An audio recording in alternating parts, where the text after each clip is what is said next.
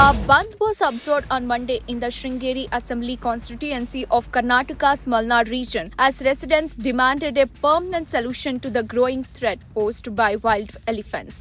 The protest was organized in Balehonnur town of Narasimharajapura taluk, where large numbers of locals gathered to express their concern over frequent elephant intrusion. Protesters urged the forest department, the state government and the public representatives to come up with a concrete and a long-term strategy to curb elephant attacks and protect lives and livelihoods. Adding tension to the situation, a lone tusker with a massive tusk was spotted near the roadside forest close to Badra coffee shop, just 1 kilometer away from the protest venue. The unexpected sighting triggered panic among the motorists, with several vehicles coming to a halt on the road. After remaining near the road for the same time, the elephant eventually moved back into the forest, allowing traffic to resume and bringing a sense of relief to commuters. The incident once again highlighted the urgency of addressing women-wildlife conflict in the Malnad region as fears over elephant movement continue to grow.